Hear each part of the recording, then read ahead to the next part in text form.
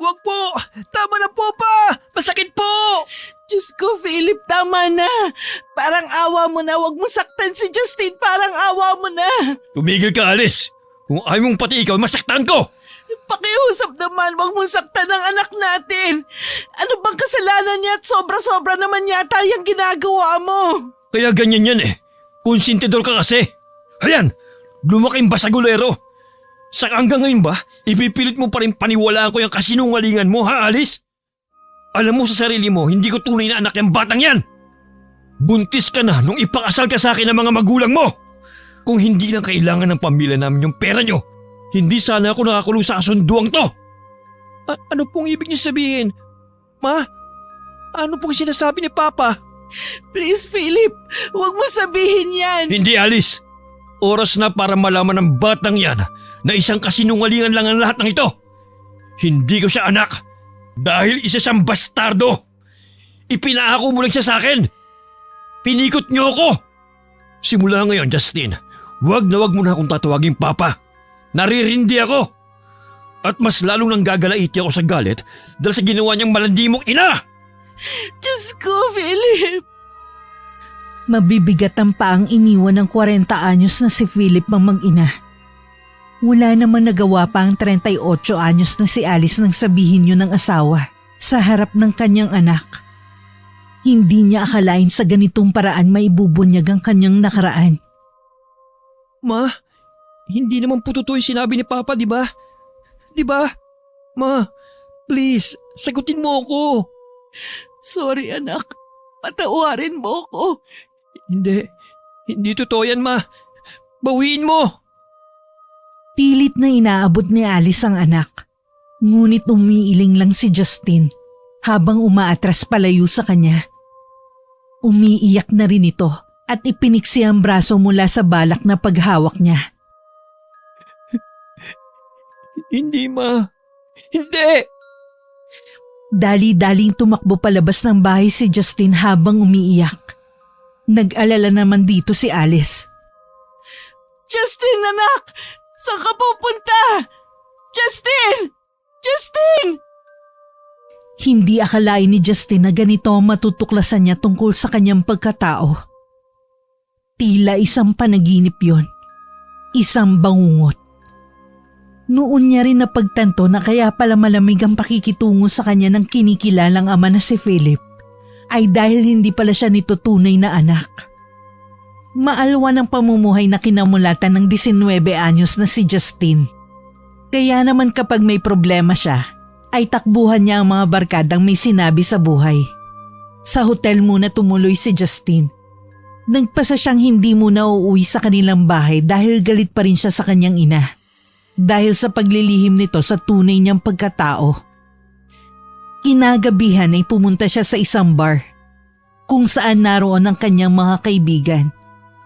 Ibinuhos niya na lamang sa alak ang init ng ulo. Maya-maya pa ay tumayo siya upang pumunta sa dance floor at naghanap ng babaeng matitipuhan. Hanggang sa may isang babaeng sumabay sa kanya sa pagsayaw.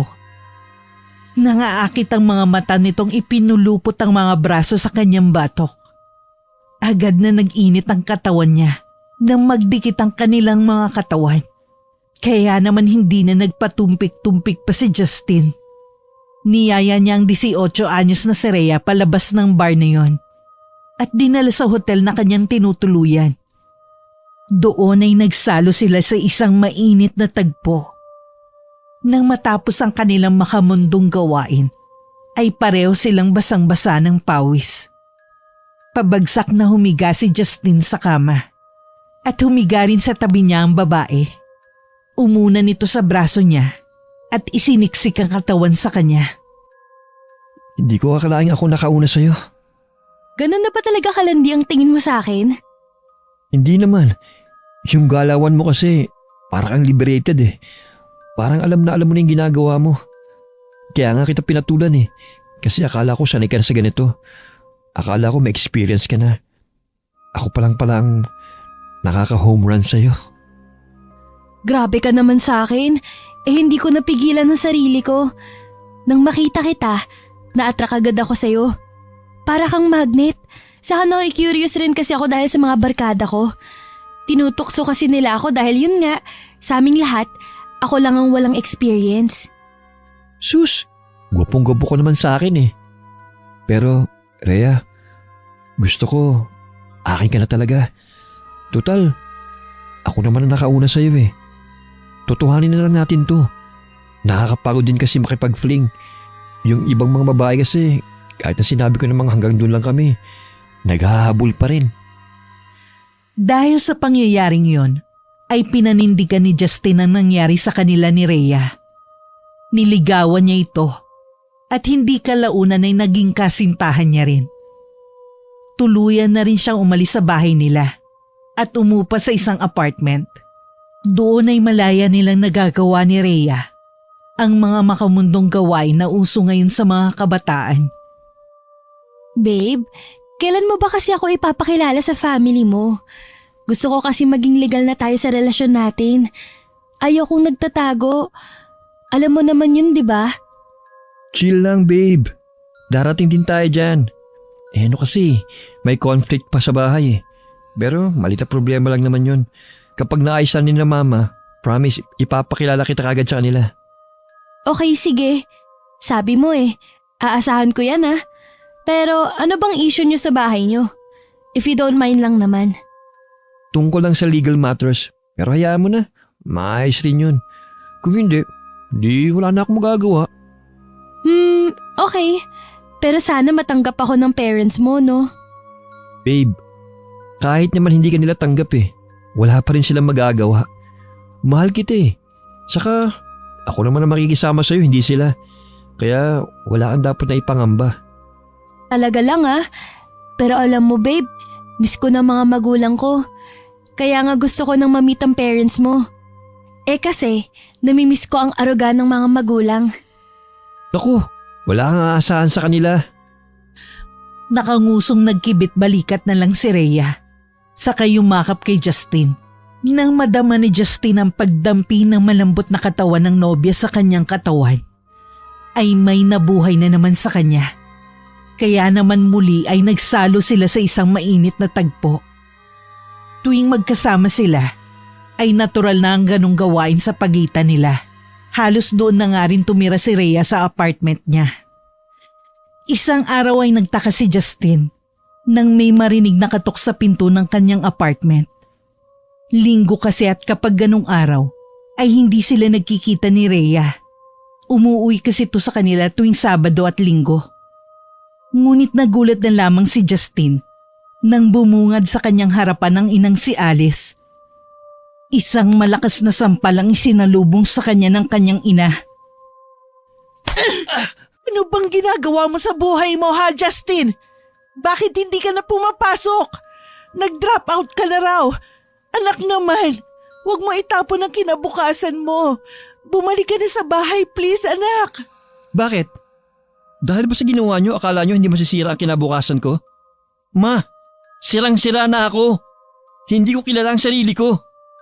Hindi ko alam ang pinagmulan ko. Ina kita pero hindi ko malang nakilala ang tunay kong ama. Anak, patawarin mo ko.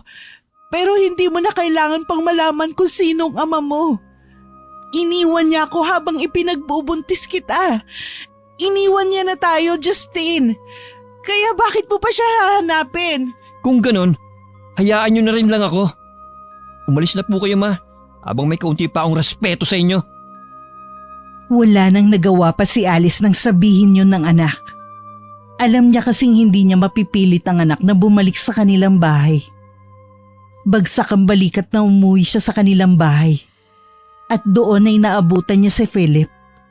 Ilang araw din kasi itong hindi umuuwi. Kaya nababahala na si Alice. San ka ba galing ha, Philip? Bakit hindi ka umuwi rito? Umamin ka nga sa akin.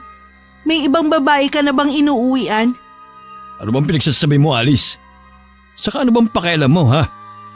Huwag ka umasta na parang may pagmamahal sa pagitan natin dalawa. Dahil pareho nating alam na pinakasal lang ako sa'yo dahil kailangan. Hindi dahil mahal natin ang isa't isa. Ang sakit mo namang magsalita, Philip. Sa tagal ng pagsasama natin, Hindi mo pa rin pala ako nagawang mahalin. Hindi talaga, Alice. Ang mga magulang lang naman natin na may gusto nito, hindi ba? Hindi mo rin naman ginusto ito. Kaya huwag ka ng ipokrita. Sabihin mo na kung anong gusto mong sabihin, Philip. Kung masaya ka na sasaktan mo ko, sige. Hahayaan kita. Pero sana wag mong saktan ang anak ko dahil wala siyang kasalanan dito. Ewan! Bahala kayo sa buhay nyo! Narinig na lamang ni Alice ang pabagsak na pagsara ng pinto ng kwarto ni Philip. Nanlulumong napaupo na lamang siya sa sofa. Hindi niya akalaing ganito ang kahahantungan ng pagpayag niya na maikasal sa lalaking hindi niya naman talaga mahal. Ginawa lang naman kasi niya yun dahil yun ang nais ng kanyang mga magulang. Nang malaman kasi ng mga to na tinakbuhan siya ng dating nobyo nang malamang buntis siya, ay katakot-takot na sermon ang inabot niya. Muntikan pa nga siyang masaktan ng kanyang ama. Sakto naman nung mga panahong yon, ay kinailangan ng amigo ng kanyang ama ng pantubos sa lupang isinanla nito. At dahil nga malaking halaga yon, ay nagawa nitong manipulahin ng kaibigan upang mailigtas ang pangalang iniingatan ng kanyang pamilya mula sa kahihiyan. Nagawa ng kanyang ama na ipakasal siya sa anak ng kaibigan nito. Dahil sa desperado na mga magulang ni Philip, ay pumayag ang mga ito sa plano ng kanyang ama. Batid niya na ang pamilya nilang dahilan ng hinanakit at galit ni Philip sa kanya. Pero aminin man niya o hindi, nahulog na rin ang loob niya sa lalaki di kalaunan. Ngunit pilit niya itong sinupil dahil alam niyang tanging pagkamuhi lang ang nararamdaman sa kanya ni Philip. Nang mga sumunod na araw ay hindi na naman umuwi si Philip. Kaya naman napagpasyahan ni Alice na muling bisitahin ang anak na si Justin. Ngunit isang hindi kaaya-ayang sitwasyon ang dinatnan niya ron. Si Justin ang nagbukas ng pinto. Walang pang itaas na damit at tanging boxer shorts lang ang suot. Saka naman lumabas sa banyo ang isang babae. Nakatapis lang ng tuwalya at halatang bagong ligo. Justin, sino ang babaeng yan? Ma? Girlfriend ko po, si Rhea. Hi po, tita. Girlfriend? Hindi mo naman sinabi sa akin na may nobya ka na. Kailan pa? Bago pa lang naman po kami, ma. Bago pa lang? Pero pinapupunta mo na rito sa apartment mo? Babe, uuwi na muna siguro ako. Ha? Bakit naman, babe? Dito ka lang. Akong bahala. Ma naman, pwede bang huwag ka mag-iskandalo rito? Nakakaya sa mga kapitbahay. Eh kayo ng babae mo, hindi ba kayo nahihiya sa mga pinagagawa nyo? Mga bata pa kayo, pero ano tong ginagawa nyo? Tumalim ang titig ni Justin sa kanyang ina. Umigting ang panga niya at tuluyan ng kumulo ang dugo niya dahil sa mga sinabi ng kanyang ina. Talaga ba, ma? Bakit? Hindi ba gawain mo rin to noon? Kaya ka nga nabuntis, di ba? Kaya ka rin pumayag na ipakasal kay Philip para iligtas ang sarili niyo sa kahihiyan. Kasi tinakbuhan kayo ng lecheng ama ko. Justin, wala ka na ba talaga respeto sa akin? Nanay mo ko! Kung gusto mong irespeto kita, ma, kailangan mo rin kaming irespeto. May sarili akong desisyon kaya pwede ba? Hayaan mo na ako. Please naman anak, umuwi ka na sa atin. Sige na. No, ma. Hindi ako uuwi sa atin. Hindi na. Kaya pwede ba? Umalis na kayo rito. Tumulo ang luha sa mga mata ni Alice dahil sa pagpapalaya sa kanya ng anak. Nang makalabas siya, ay niyakap naman ni Justin si Rhea. Babe, mukhang hindi ako tanggap ng mama mo. Paano na yan? Huwag kang mag-alala. Wala pa rin naman siya magagawa eh. Saka matanda na ako. May sarili na akong desisyon. Kaya nga nag-decide na akong bumukod eh. Para hindi niya na panghimasukan ang mga desisyon ko sa buhay ko. Pero babe, mama mo pa rin siya. Bakit? Nagpakaina ba siya sa akin? Eh halos puro trabaho na nga lang ang inaatupag nun eh. Sino yung Philip, babe? Stepfather mo? Oo eh. Walang kwenta kong stepfather. Pareho lang sila ni mama. Ewan ko nga ba kung bakit hindi sila nagkapalagayan ng loob. Sa tagal ng pagsasama nila, Hindi talaga sila tinubo ng pagmamahal para sa isa't isa. Magkaiba nga sila ng kwarto eh. Ganon? Bakit parang nag-i-stay pa rin sila sa iisang bahay? Para saan? Ewan ko nga sa dalawang yun. Ang gulo ng lahi. Hayaan na nga lang natin. Wala naman akong pakialam sa kanila eh. Buhay nila yon, kaya bahala sila. Oh, magbihis ka na. Maliligo lang ako. Sa labas na lang tayo kumain. Okay, babe. Samantala, maagang uuwi ng bahay si Philip. Balisa siyang nag-drive. Kahit kasi sa opisina niya, ay nagsisimula na siyang makaramdam ng kakaiba. Para bang laging may bumubulong sa kanya, kahit wala naman siyang ibang kasama. Madalas din siyang hindi pinapatulog ng mga bangungot niya gabi-gabi. Nang makarating sa kanilang bahay, ay napansin niyang parang may nakatayo sa balkonahin ng kanyang kwarto. Madilim sa parting yon, kaya hindi niya masyadong maaninag. Pero sigurado siyang isa yung babae base sa figura nito. Agad na gumapang ang kaba sa dibdib niya. Kinusot niya ang mga mata. At nang muling tumingin sa balkonahe, wala nang babae. Baka dahil lang sa pagod kaya kung ano-ano na lang nakikita ko. Mahina pang sinampal-sampal ni Philip ang magkabilang pisngi bago bumusina. Kaagad namang lumabas ang katulong at pinagbuksan siya ng gate. Pagpasok niya pa lang sa bahay, ay nabungaran niya na kaagad si Alice. Nakaupo sa sofa sa sala, habang may hawak na kupita ng wine. Hindi ka na naman umuwi kagabi. Kung gusto mo nang umalis dito sa bahay, sige. Umalis ka. Siguruhin mo huwag ka nang babalik. Bakit? Nakahanap ka na ba ng lalaking pakikisamahan kaya tinataboy mo na ako? Good for you. Bakit? Ayaw mo nun? Malaya ka nang gawin ang gusto mong gawin. Kung akala mo ganun mo ko kadaling papapalis dito, nagkakamali ka. Sa loob ng ilang taong nasadlak ako rito, hindi ko nagawang bumuo ng sarili kong pamilya nang naayon sa gusto ko. Tapos paalisin mo ko ng ganun-ganun lang? Nagkakamali ka, Alice. Dalhin mong lalaki mo rito kung gusto mo. Pero hindi ako aalis sa pamamahay na ito. Kung mamamatay akong hindi masaya, dapat ikaw rin. Ginusto mo to, hindi ba? Pwes, magtiis ka. Matatalim na tingin ang ipinukol ni Philip kay Alice bago niya ito iniwan para tumungo sa kanyang kwarto. Dahil sa pagod, ay hindi na siya nag-abala pang magbihis. Naghubad na lang ng sapatos saka sumampa sa kama. Ilang sandali lang ay iginupo na nga siya ng antok. Ngunit isang bangungot ang biglang dumalaw sa kanya. Nagsimula siyang pagpawisan ng butil-butil at nanlalamig ang buo niyang katawan dahil sa takot. Pabaling-baling ang ulo niya sa kaliwat kanan habang pilit niyang hinahabol ang kanyang hininga. Wag! Maawa ka! Patawarin mo na ako. Hindi ko sinasadya. Maniwala ka. Hindi! Wag! Wag! Wag! Nang maulinigan ni Alice ang mga sigaw na galing sa kwarto ni Philip, ay agad siyang napatakbo papunta ron. Ngunit nang subukan niyang buksan ang seradura ng pinto, ay nakalak yun mula sa loob. Kaya naman kinantok niya na lamang yun. Philip! Philip, ano nangyayari? Philip! Ngunit walang sagot mula sa lalaki. Patuloy lamang ito sa pagsigaw ng pagmamakaawa. Aligagang tinungo ni Alice ang sariling kwarto upang hanapin ang master key ng kwarto ni Philip. Nang makita ito, ay dali-dali siyang bumalik roon para buksan ang pinto. Ngunit nagimbal siya sa kanyang nakita. Nakadukwang si Philip sa gilid ng kama at sumusuka ng kung ano.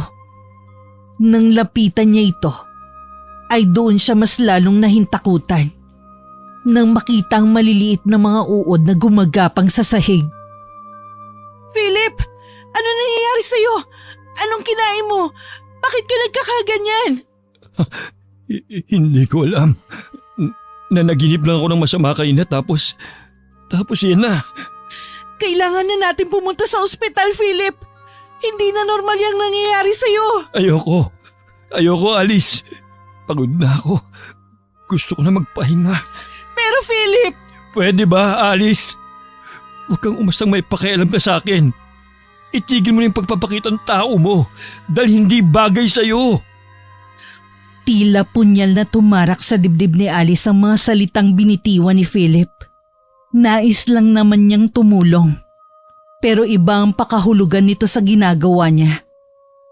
Kaya naman hindi na lang siya kumontra pa nang makita niyang bumalik na sa pagkakahiga ang asawa at tumalikod pa sa gawin niya.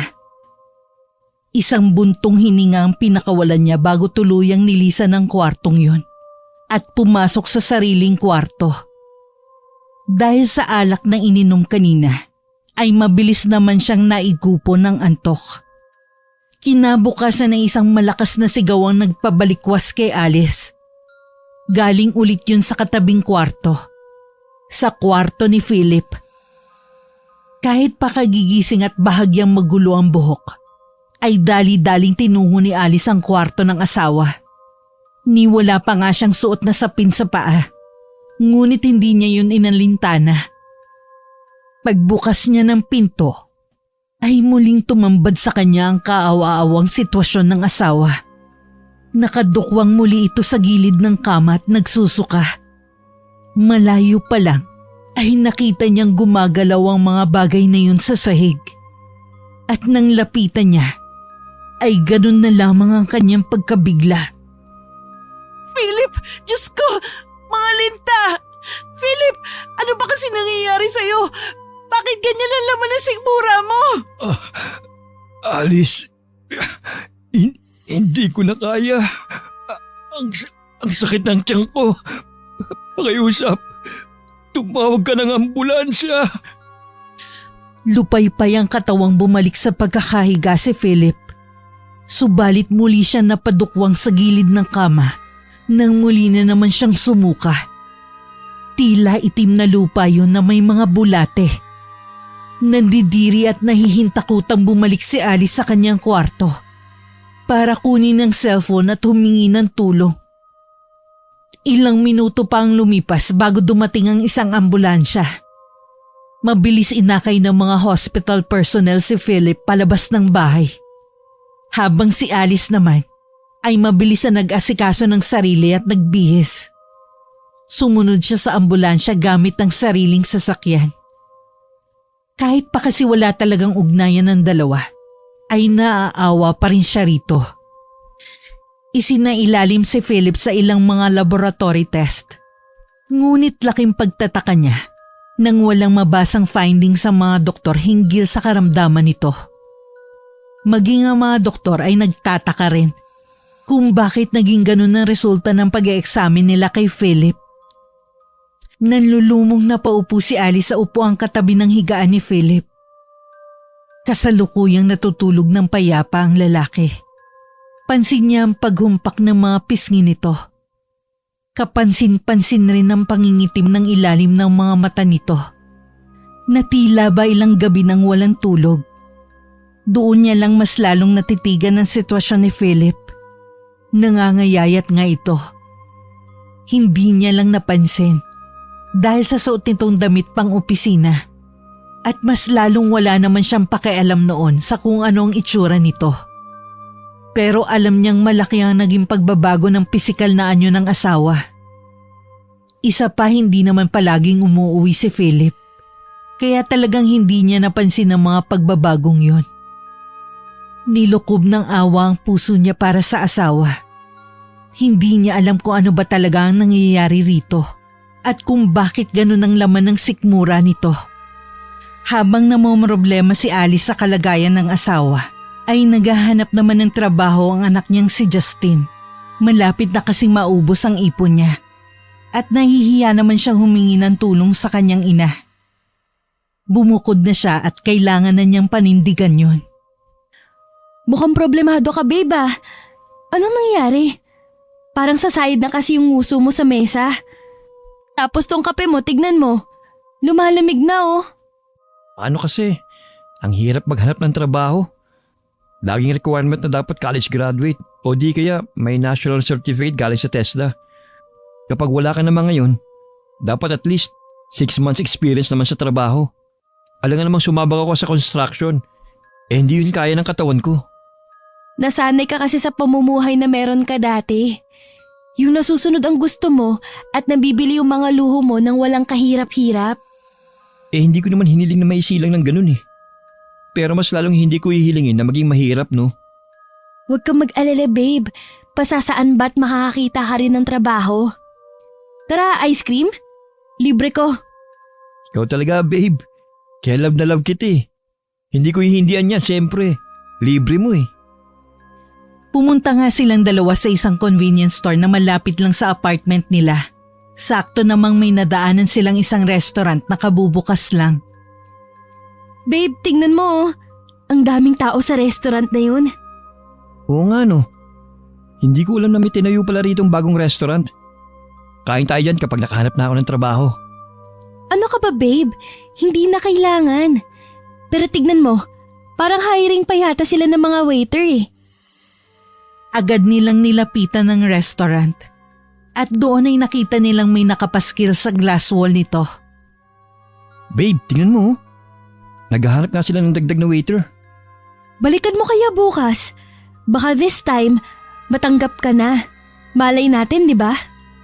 Oo nga. O siya, tara na sa convenience store. Baka mamaya makalimutan mo pang ililibre mo ko ng ice cream eh. Kinabukasan ay nag-apply nga si Justin sa nadaanan nilang restaurant kagabi. At swerte naman natanggap siya ron. Hindi niya inaasahang tiyuhin pala ng kabarkada niyang si Benji ang may-ari ng restaurant. Nalaman na lamang niya yon nang bumisita ron ng barkada nung araw ding yon. Naging maayos naman ang pagtatrabaho ron ni Justin. At nang sumweldo nga siya, ay dinala niya sa restaurant na yun si Rhea. Tulad ng ipinangako niya. Kaya naman tuwang-tuwa ang dalaga. Ngunit tila naagaw ng kung sino ang pansin ng dalaga. At agad na umasim ang ekspresyon ng mukha nito. Bakit babe? Pangit ba ang lasa? Papapalitan ko kung gusto mo. Hindi, babe. Masarap to. Kaso nga lang, ang sarap tusukin ng mata ng iba dyan. Ha? Yung babae, ayun oh. Workmate mo siya, di ba? Panay tingin dito eh. Nakakairita na. Si Fiona. Huwag ka na magalit. Pagsasabihan ko lang mamaya. Ano? Uwi na lang tayo? Parang wala ka na kasi sa mood eh. Ipabalot na lang natin ang mga to kasi sayang eh. Sa bahay lang natin kainin. Ay, mabuti pa nga. Nakakawalang gana kasi yung babaeng yun eh. Nang mga sumunod na araw, ay panay ang overtime ni Justin dahil nagkasakit ang isa nilang katrabaho. Kaya naman naisip niya na saluhin na lang ang shift nito sa restaurant. Pabor naman yun sa kanya dahil kailangan niya makaipon. Para na kasi sa kanilang dalawa ni Rhea ang kinikita niya. Saka tinutulungan niya rin ang dalaga sa pag-aaral nito. Nang mag-break time siya, ay agad niyang tinawagan ng nobya. Alam niya kasing mag-aalala ito kapag hindi siya nakauwi agad. Hello babe? Saan ka uwi ngayon? Sa apartment mo. Bakit, babe? Kasi overtime ako ngayon eh. Nung nakaraang araw pa. Nagkasakit kasi yung isang katrabaho ko. Kaya sinabi ko kay boss na ako na lang magjo-duty sa shift niya. Buti nga pumayag si boss eh. Ganun ba? Pero mag-iingat ka dyan ha. Baka kasi ma-overfatigue ka na niyan sa sobrang workaholic mo. Huwag ka mag-alala babe. Para sa atin din naman to eh. O paano? Mag-iingat ka rin ha. Yung pinto siguraduhin mo nakalak bago ka matulog. Sige, bababa ka na to. I love you. Yes, sir. Hindi alam ni Justin na mga sandaling yon ay nakikinig pala si Fiona sa usapan nila ng kanyang nobya. Lingid sa kanyang kaalaman ay may iba pala tong binabalak sa kanya. Tila lantang gulay na umuwi si Justin nang sumapit ang madaling araw. 3:00 na kasi na madaling araw siya nakauwi. Marami kasi talagang customers ang dumaragsa sa restaurant kapag gabi. Dahil karamihan sa mga nagtatrabaho sa area na yon ay mga panggabi ang shift. Hindi na nga siya nakapagbihis pa ng damit at naghubad na lang ng sapatos bago sumampas sa kama. Mahimbing nang natutulog si Rhea ng mga sandaling yun. Kaya naman napayakap na lang siya sa nobya hanggang sa tuluyan na siyang makatulog. Kinabukasan ay nagising na lamang si Justin na wala na sa tabi si Rhea. Hindi na muna sana siya babangon dahil sadyang inaantok pa siya gawa ng sobrang pagod sa trabaho. Ngunit napasalubong na lang ang kanyang mga kilay nang marinig ang ringtone ng kanyang cellphone. May tumatawag. Papikit-pikit niyang inabot ang cellphone mula sa bedside table at naniningkit ang mga matang tinignan ng caller ID. Ang mama niya palang tumatawag. Pinatay niya yun saka ibabalik na sana ang cellphone nang tumunog na naman ulit ito. Kaya naman inis niyang sinagot ang tawag. Ano ba ma? Ang aga-aga nang bubulabog ka. Ano naman ba yun, ha? Gusto pang matulog eh. Pagod pa ako sa trabaho. Sana naman patulugin mo muna ako. Anak, sandali naman. Kailangan kita ngayon dito sa bahay. Wala kasi akong kasama. Anong walang kasama? Bakit? Hindi ka na ba inuuwi niya magaling mong asawa? Nasa ospital kasi ang papa mo, anak. Eh ano naman ngayon kung nasa ospital siya? As if naman may pakialam ako. Saka, wala rin naman siyang pakialam sa akin, di ba? Kaya quits na lang kami. Saka, hindi ko nga siya papa, hindi ba? Wala akong ama. Ako may kailangan sa'yo, anak. Pagbigyan mo naman ako. Hindi ko na kasi alam ang gagawin ko eh. Kung makikita mo lang sana ang sitwasyon ng papa mo. Hindi ko nga po siya papa, ma. Ang kulit niyo naman eh. Inis niyang binabaan ng tawag ang kanyang ina. Kahit parinig na rinig niya ang garalgal na tinig nito at pag-iyak mula sa kabilang linya, ay pinatigas niya ang kanyang puso. Galit pa rin siya sa mga ito. Kaya naman ayaw niya makinig sa mga sinasabi ng kanyang ina. Dahil sa nangyari, ay nawala na ang kanyang antok. Doon ay nadatnan niya si Rhea na nagluluto sa may kusina. Good morning, babe. Ang aga mo namang nagising. Ay, may epal kasing sumira sa tulog ko eh.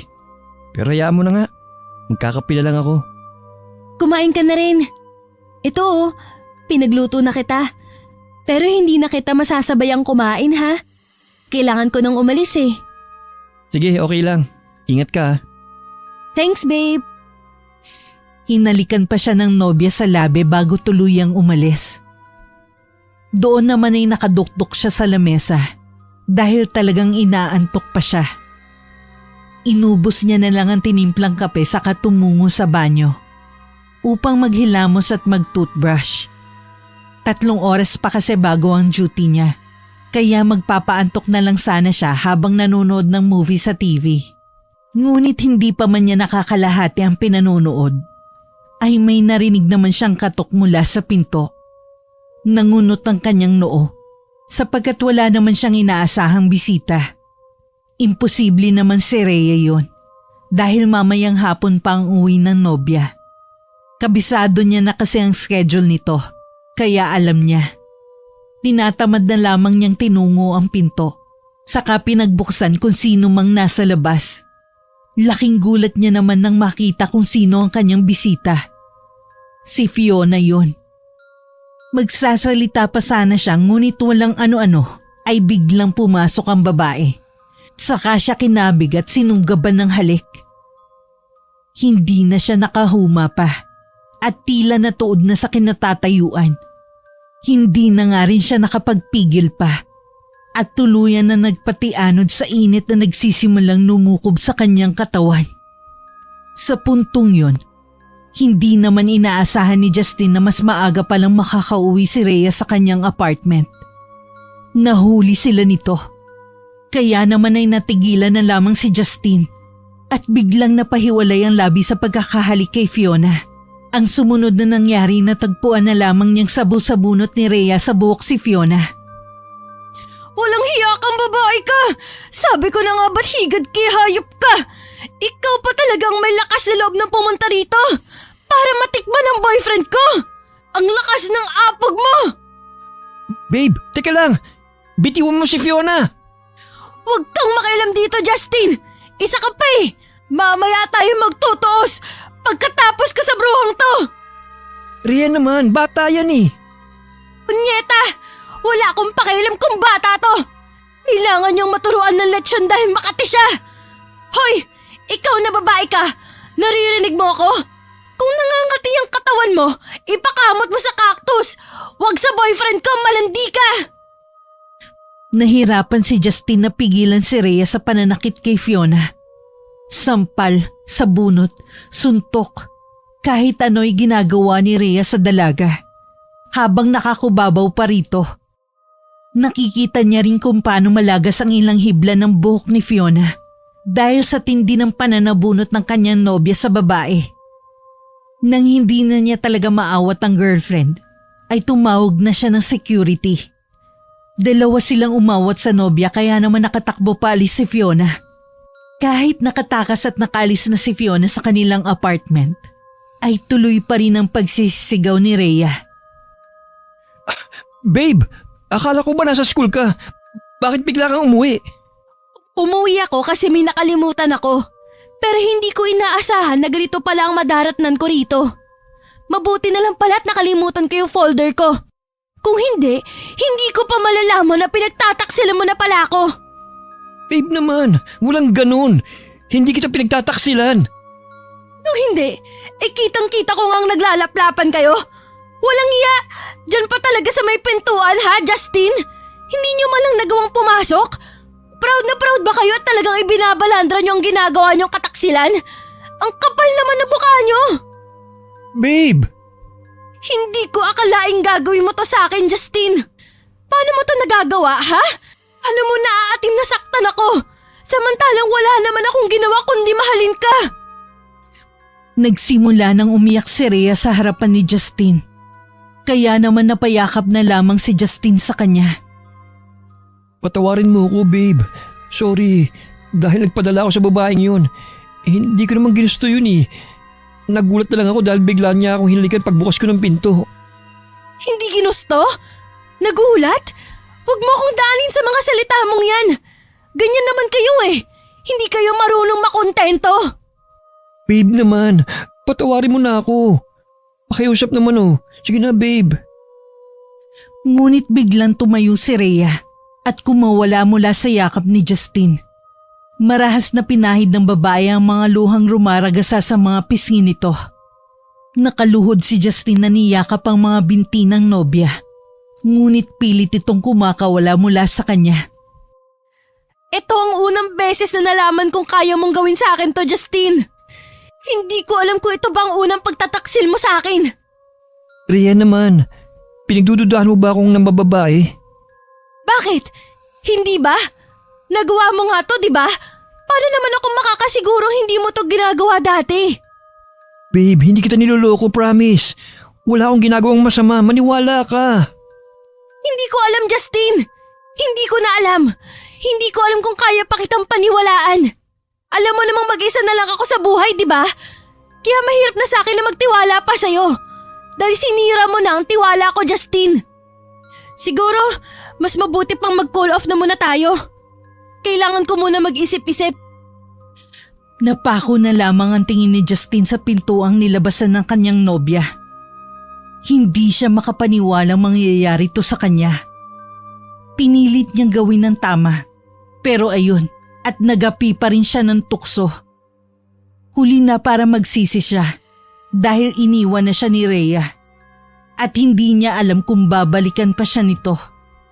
Wala mang ganay, pinilit pa rin niyang mag-asikaso upang pumasok na sa trabaho. Na-late pa nga siya ng 20 minutes. Mabuti na lamang at hindi siya pinagalitan ng kanyang amo. Sa halip ay tinapik na lamang ng boss niya ang kanyang balikat. Mabuti na lamang din at day off ni Fiona. Kaya hindi sila nagkita sa restaurant. Baka kasi hindi niya matansya ang babae. At masinghalan niya dahil sa ginawa nitong panggugulo sa kanila ng girlfriend niya. Pagkatapos ng duty nila, ay nagkayayaan na naman ang kanyang mga katrabaho na uminom. Palibhasa kasi closing ang shift ng mga to, kaya malalakas ang loob na magpakalasing. Hindi sana siya sasama. Ngunit naisip niya baka magmukmuk lang siya sa apartment pag uwi. Kaya naman minabuti na lang niyang sumama sa kanila. Pero ang hindi niya inaasahan ay nang sumunod si Fiona sa bar kung saan sila umiinom. Para makaiwas ay nagpaalam siyang uuna na pero pinigilan siya ng mga kasama. Bumuntong hininga na lamang siya bago muling lagyan ng alak ang kanyang shot glass.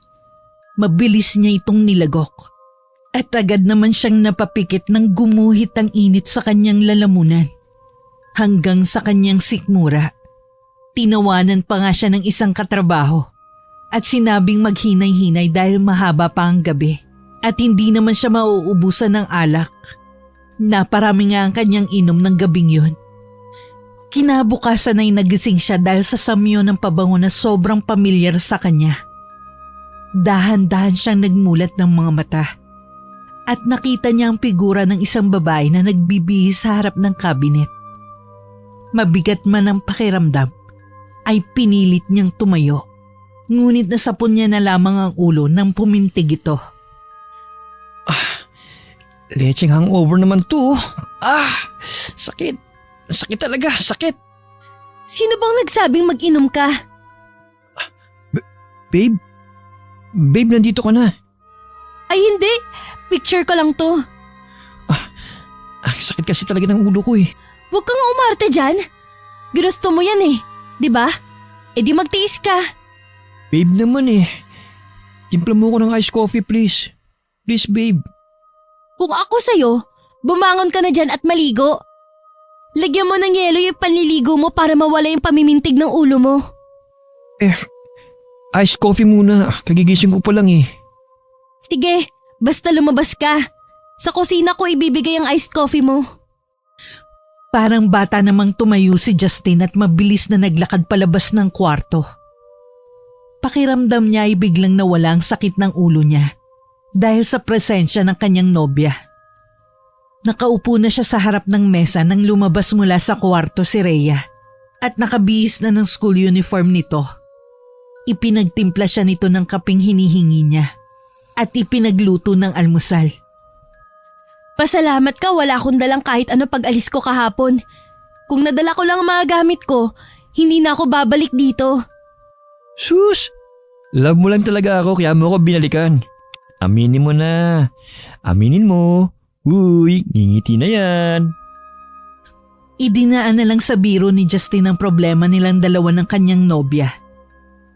Wala naman nagawa si Rhea at napangiti na lamang sa panunukso niya. Pasalamat ka, mas matindi pa rin ang pagmamahal ko sa'yo kaysa sa galit ko. Basta ito lang ang tatandaan mo, Justine. Huwag ko lang malaman-laman na may ginagawa ka na namang kabalbalan kasama ng babaeng yun. Kakalbuhin ko talaga kayong dalawa. Trust me, babe. Iiwasan ko na talaga si Fiona. At huwag mo na ngang mabanggit-banggit ang pangalan niya kapag magkasama tayo. Naaalibadbaran ako eh. Yes, ma'am. Malawak ang ngiti na pumasok sa trabaho si Justin ng araw na yun. Pati mga katrabaho niya ay napansin rin ang kakaibang sigla at saya niya.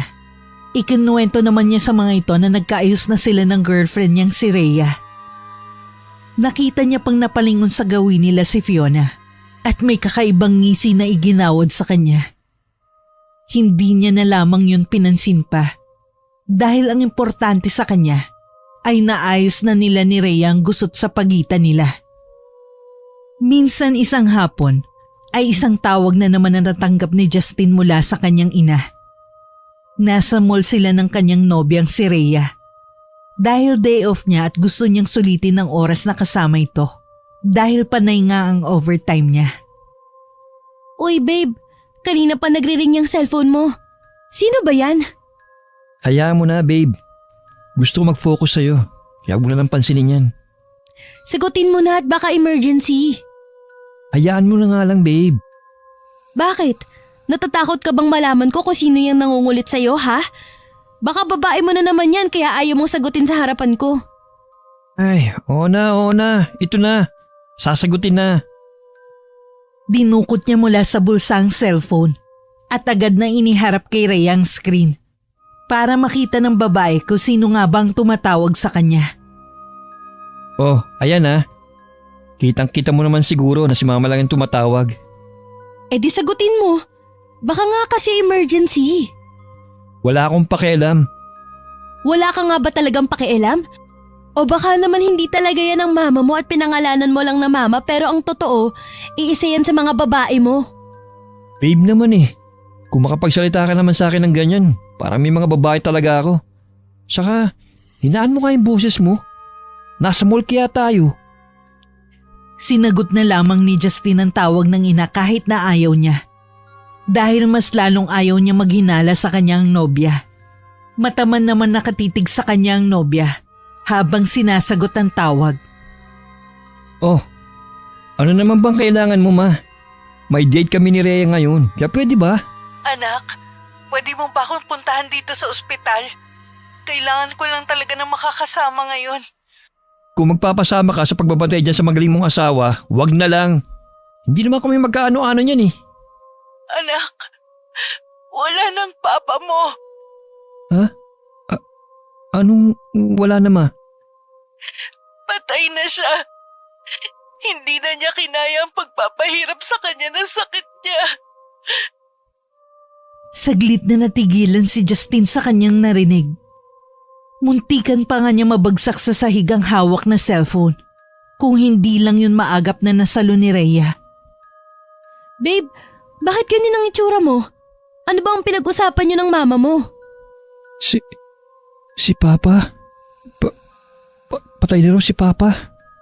Si Philip? Oo, babe. Hindi ko akalaing ganito kabilis na mawawala ang buhay niya. Bakit? Ano bang sakit ng papa mo? Hindi ko alam eh. Hindi ko inalam dahil wala naman sana akong pakialam.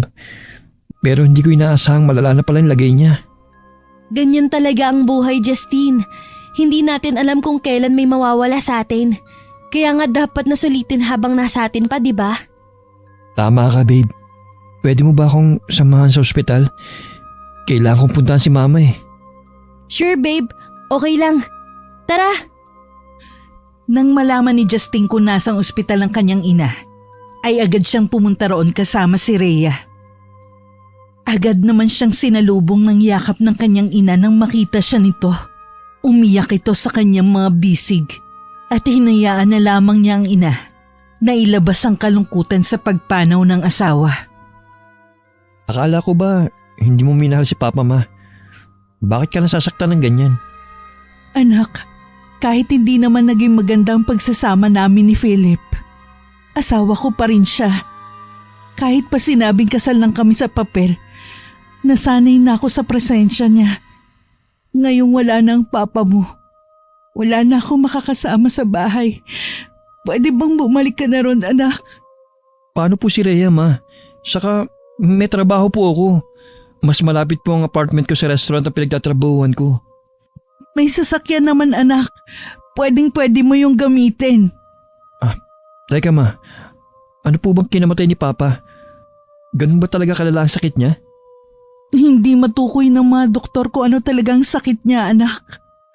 Sumusuka siya ng mga insekto na may kasamang burak. Nananaginip rin siya ng gising. Minsan nagsisigaw na lang siya dahil may nakikita siyang hindi ko naman nakikita. Ano naman kaya yun, ma?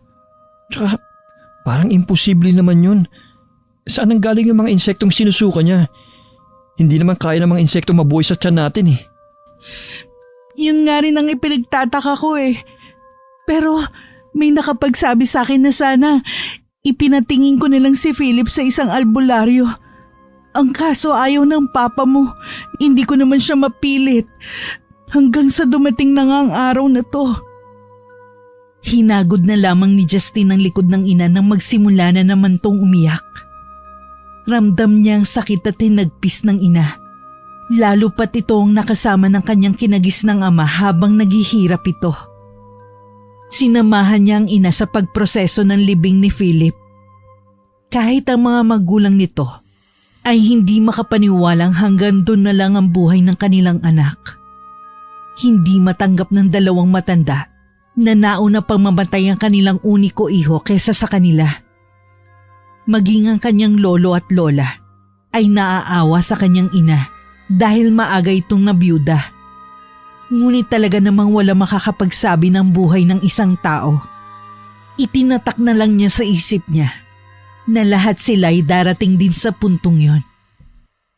Nang matapos ng libing, ay umuwi muna si Justin sa kanilang bahay para samahan ng ina. Alam niyang nagluluksa pa ito sa pagkamatay ni Philip. Pinayagan naman siya ni Rhea at ito na munang tumao sa kanilang apartment. Isang linggo rin si Justin sa bahay niyon at minsan ay sinasama niya si Rhea para naman may kausap din ng kanyang ina. Tanggap na kasi ni Alice si Rhea dahil batid ditong wala naman itong magagawa kung paghihiwalayin pa silang dalawa ng nobya. O anak, papasok ka na ba sa trabaho? Opo, ma. O ito, dalhin mo to para sa lunch mo mamaya. Ma naman eh.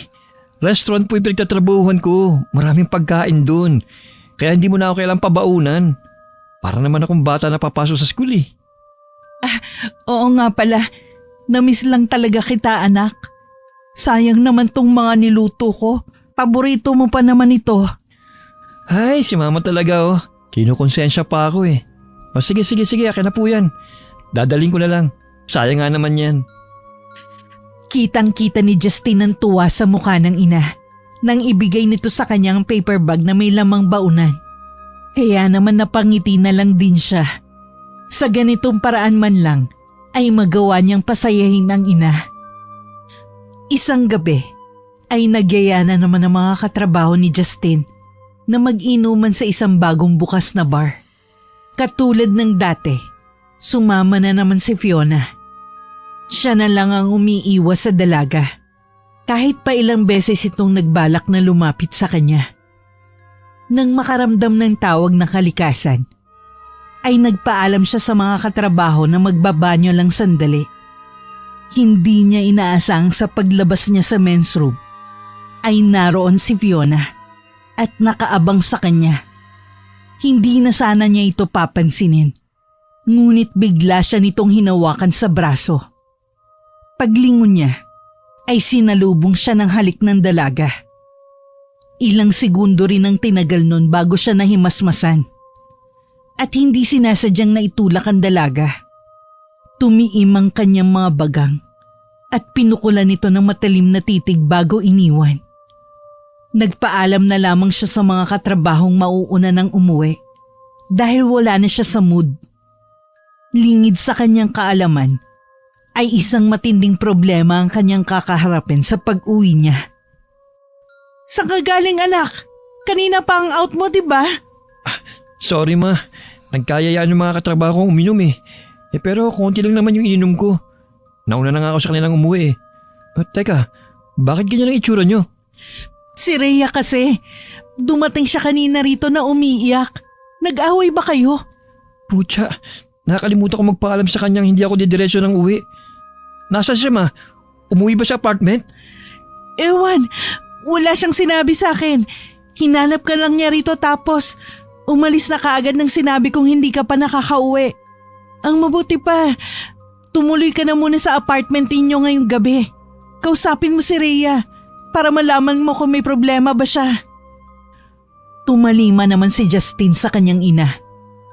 Dala ang sasakyan ay agad niyang binaybay ang daan papunta sa inuupahang apartment. Nang makarating, ay agad siyang kumatok ngunit walang sumasagot. Pinihit niya ang doorknob, ngunit nakalak yun mula sa loob. Mabuti na lamang at dala niya ang master key ng apartment. Pagbukas niya naman ng pinto, ay nakita niyang nakabukas ang ilaw sa kusina, maliban sa sala. Rhea! Babe! Babe, nariyan ka ba? Paulit-ulit niyang tinawag ang pangalan ng nobya, ngunit walang sumasagot. Nang makitang wala roon si Rhea, ay pumasok siya sa kwarto.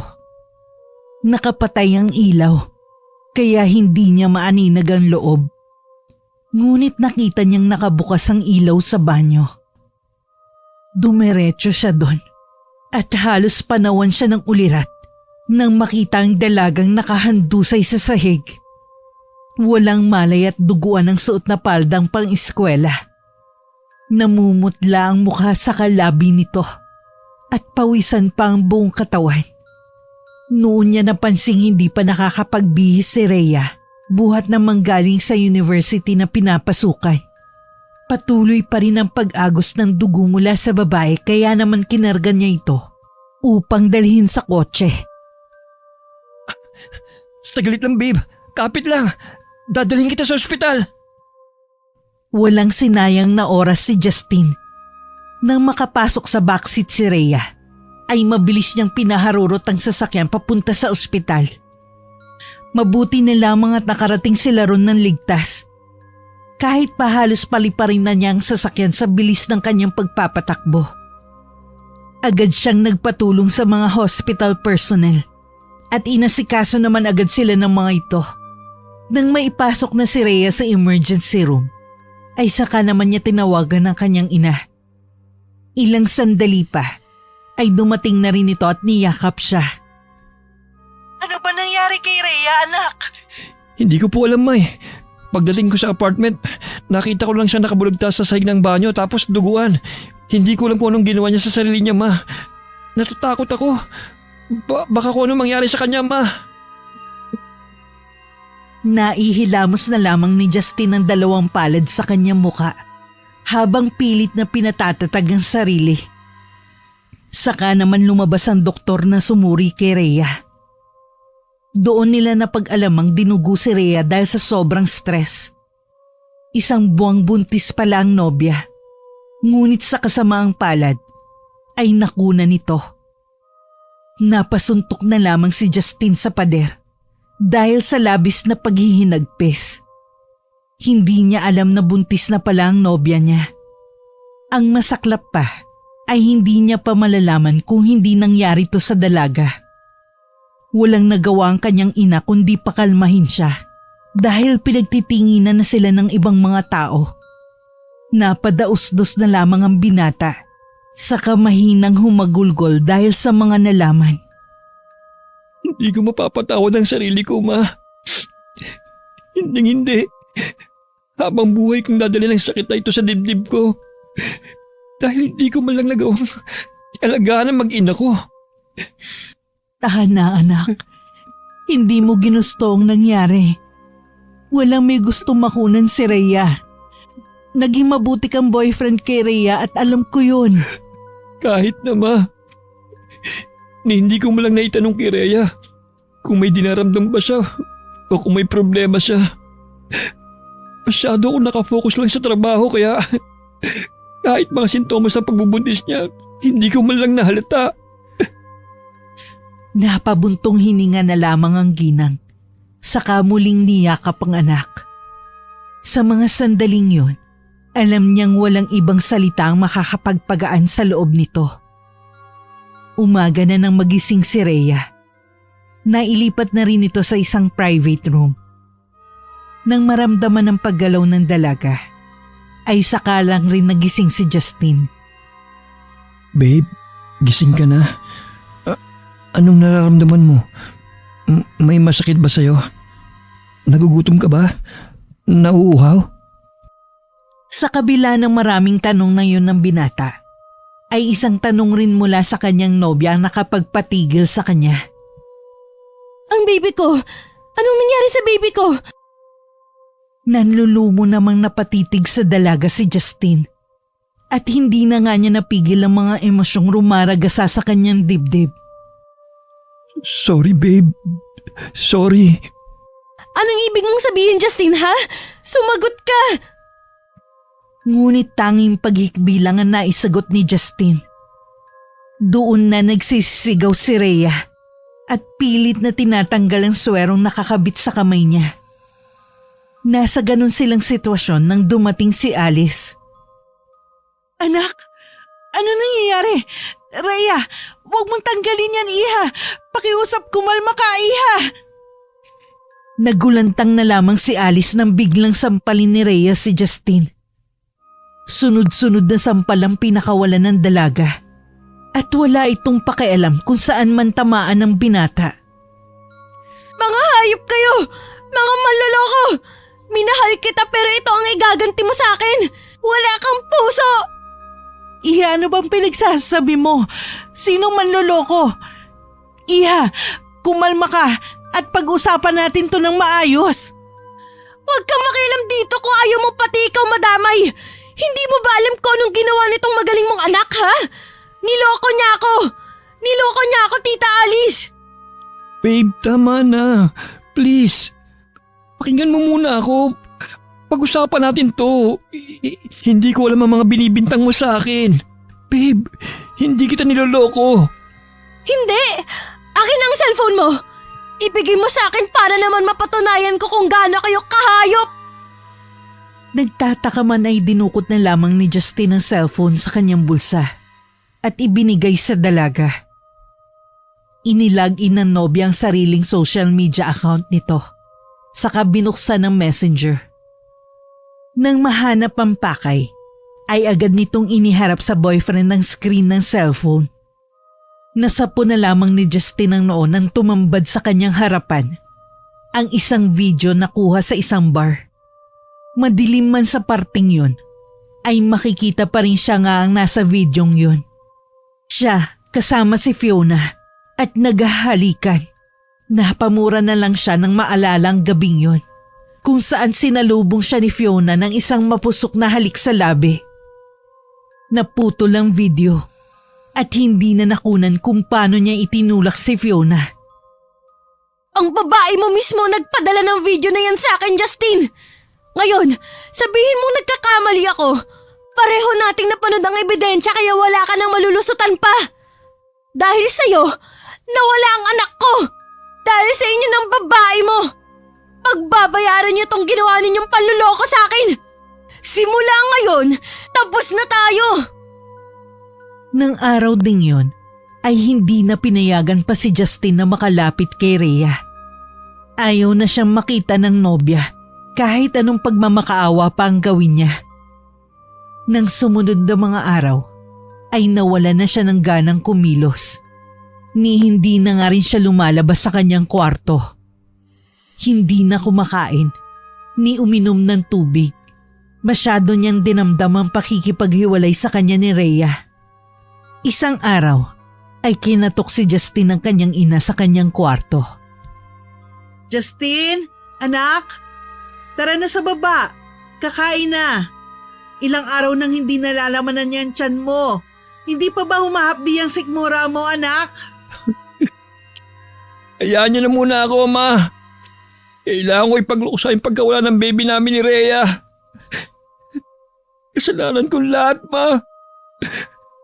Kasalanan ko kung bakit pati si Rhea nawala sa akin.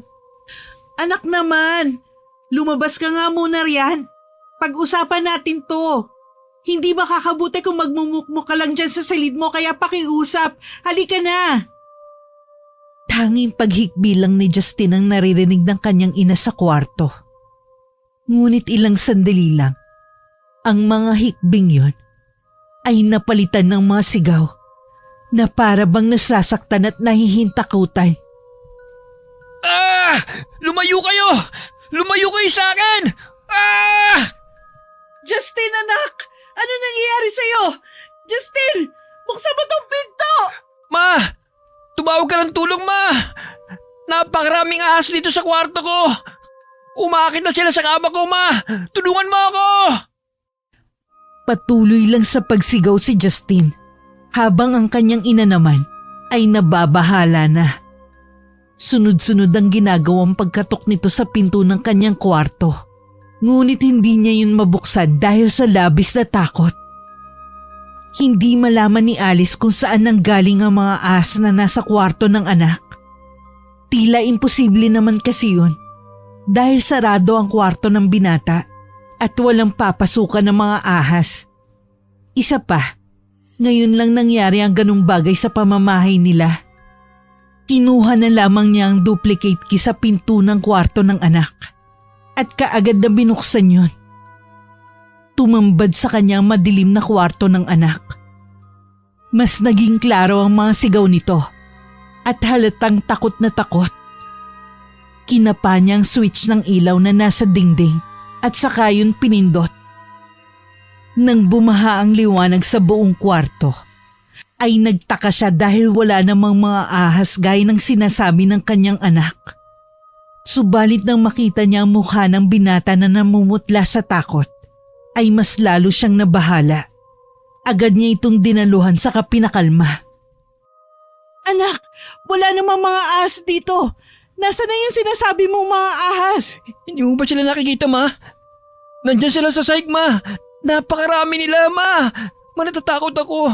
Tutuklawin nila ako. Diyos ko anak, ano ba nangyayari sa'yo? Alika, magbihis ka. Kailangan natin pumunta sa doktor. Baka kung ano yung mga nararamdaman mo. Ayoko, Ma. Hindi ako aalis dito. Tutuklawin ako ng mga ahas. Dito lang ako sa kama. Tuluyan na nga napaiyak si Alice sa isiping baka nasisiraan na ng bait ang kanyang anak dahil sa labis na pagdadalamhati. Sinamahan niya na lang ang anak hanggang sa makatulog ito dahil sa pagod sa kakasigaw at kakaiyak. Napagpasyahan naman niyang tawagan na lamang ang doktor upang ito na lang ang pumunta sa kanila. Kailangan na kasing masuri si Justin dahil hindi na talaga normal ang mga kinikilos nito. Ngunit kinagabihan, habang tahimik na ang gabi at tulog na ang lahat, ay naalimpungatan siya dahil sa malakas na pagsigaw. Nang pakinggan niya ang pinagmumulan nun, ay agad siyang napatayo. Dumiretso sa kwarto ng anak at doon ay tumambad sa harapan niya ang isang pamilyar na pangyayari. Pangyayaring naging laman ng kanyang bangungot sa nagdaang mga gabi pagkatapos mamatay ng kanyang asawang si Philip. Nakadukwang si Justin sa gilid ng kama nito habang sumusuka ng maitim at mabahong likido na may kasamang mga buhay na bulate. Napatakip na lamang si Alice ng kanyang bibig dahil sa nasaksihan. Diyos ko, Justin, ano nangyayari sa'yo? Ma, hindi ko na po kaya. Ang sakit na ng tiyan ko, Ma. Sobrang sakit na parang puputok. Ma, tulungan niyo po ako. Oo anak, sandali. Tatawagin ko si Cadolfo. Hindi na doktor ang kailangan natin ngayon, anak, kundi albularyo. Agad ngang tinawagan ni Alice ang albularyong ipinakilala sa kanya ng isang kaibigan. Buong akala niya ay hindi niya nakakailanganin pa ang tulong ng matanda. Subalit heto at hindi siya magkanda-ugaga sa paghihintay. Halos 1 oras din ang lumipas bago niya marinig ang tunog ng doorbell. Mabilis niyang tinungo ang pinto at pinagbuksan ng matanda. Magandang gabi ho, Cadolfo. Magandang gabi rin, Iha. Nasaan ba ang anak mo? Dalhin mo na ako sa kanya at matignan ko ang sitwasyon niya. Sige ho, tuloy ho kayo. Habang naglalakad papunta sa kwarto ng binata, ay sinasabi niya sa matandang albularyo ang mga nangyari kanina. Napatangu-tangu naman ang matanda habang nakikinig. Nang makarating sa tapat ng kwarto ni Justin, ay agad itong napahinto saka bumaling sa kanya. Mabigat ang negatibong enerhiya sa lugar na ito. Dito mismo sa kwartong ito. Hindi ko pa man siya nakikita. May hinuha na ako kung anong nangyayari sa anak mo. Ho? Base sa mga kinuwento mo at sa negatibong enerhiyang nararamdaman ko sa kwartong ito, kumpirmado. Binabarang ang anak mo, Alice. Barang ho? Pero sino naman kaya ang gagawa nito sa kanya, Cadolfo? Isang taong may matinding galit at hinanakit sa kanya. Napamulagat si Alice. Isang tao lang kasi ang natitiyak niyang may galit sa anak niya. Ngunit parang ayaw niyang maniwala na makakaya nitong gawin yun. Hindi. Imposible ho yun. Hindi magagawa ni Rhea ang bagay na to. Kilala ko ho siya. Mabait siyang bata. Kahit gaano pa kabait ang isang tao, kapag nasaid at napalitan ng galit at puot ang pagmamahal na nasa puso nito, makakaya nitong gawin ang kahit na anong kanyang naisin. Nang pumasok sila sa kwarto ni Justin, ay mas lalong tumindi ang bigat na nararamdaman ng matanda. Para bang may nakamasid sa kanila, Kahit pa sila lang naman ang tao roon. Sabay pang nagulat ang dalawa nang biglang bumangon si Justin at muling dumukwang. Sumuka siyang ng napakaraming itim na likido na may kasamang maliliit na ahas. Nanlulupaypay na ang binata, ngunit wala itong magawa. Dahil talagang napakaraming nais kumawala mula sa kanyang sikmura. Diyos ko, Adolfo, tulungan mong anak ko. Parang awa mo na, Adolfo. Huminahon ka, Iha. Ako na ang bahala. Nang matapos si Justin sa pagsusuka, ay muli itong humiga sa kama. Latang-lata ito at halos hindi na maimulat ang mga mata. Naliligo na rin ito sa pawis. Ay nako, halatang labis ang paghihirap ng batang ito. Namimintig ang mga ugat sa kanyang sentido at leeg. Lubog na rin ang mga mata at nangingitim pa ang ilalim ng mga ito. Napaiyak na lamang si Alice dahil sa panlulumo sa sitwasyon ng anak. Wala siyang ibang magawa kundi pagmasdan na lamang ito habang inaasikaso ni Adolfo. Nang magsimulang umusal ang dasal ang matanda, ay nakaramdam siya ng kakaibang hangin sa kwartong yon. Malamig ang hangin, ngunit pinagpapawisan siya at tila ba napakabigat ng pakiramdam niya. Nararamdaman mo ba, Alice? Napakalakas ng negatibong enerhiya na bumabalot sa salida ito. Hindi biro ang kapangyarihan ng mambabarang na yon. Hinuha ko nasa lahi talaga nila ang pagiging mangkukulam at mambabarang. Adolfo, kaya niyo ho ba? Nag-aalala na talaga ako sa anak ko eh. Kapag tumagal pa yan, mas lalo siyang manghihina. Huwag ka mag-alala, Iha. Gagawin ko ang lahat para mapagaling ang anak mo. Kailangan lang nating malaman kung sino ang mambabarang. Kung siya ba ang direktang nasaktan ng anak mo o binera lang siya upang maganti sa batang ito. Basta, kung ano man ang makita at marinig mo, huwag mo na lang pansinin. Manood ka na lang at huwag kang gagawa ng anumang ingay upang hindi ka makaabala. Naghanda ang albularyo ng mga pangontra sa tabi ng binata.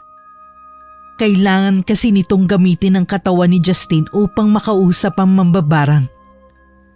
Kailangan ng pangontra upang makasiguro silang hindi makakapanlaban ng mambabarang kapag nasa loob na ng binata ang kaluluwa nito. Itinali nila na mahigpit ang kamay at paa ng binata. Saka ito piniringan. Pagkatapos ay umusal ng isang orasyon ng matanda sa lengguwaheng Latin. Naramdaman ni Alice ang paghaplos ng malamig na hangin sa kanyang balat na siyang nakapagpatayo ng mga balibo sa kanyang katawan. Niyakap na lamang niyang sarili upang supilin ng takot na nagsisimulang lumukob sa kanyang pagkatao. Ilang sandali pa ay nagpatay sindi ang mga ilaw at nagsimulang manginig ang katawan ni Justin. Nagsusumigaw ito dahil sa labis na sakit at parang gusto na lamang ni Alice na itigil na ang lahat ng ito. Nasasaktan siya dahil sa nakikitang paghihirap ng anak. Nang tumigil ang panginginig ng binata, ay tumigil na rin ang pagpapatay sindi ng mga ilaw.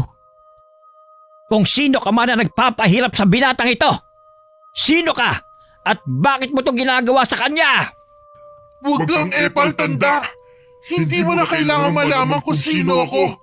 Huwag ka na lang makisali sa gulo namin. Dahil kung hindi, idadamay na kita sa paghihirap ng lalaking to. Hindi paghihiganti ang solusyon sa lahat ng ito.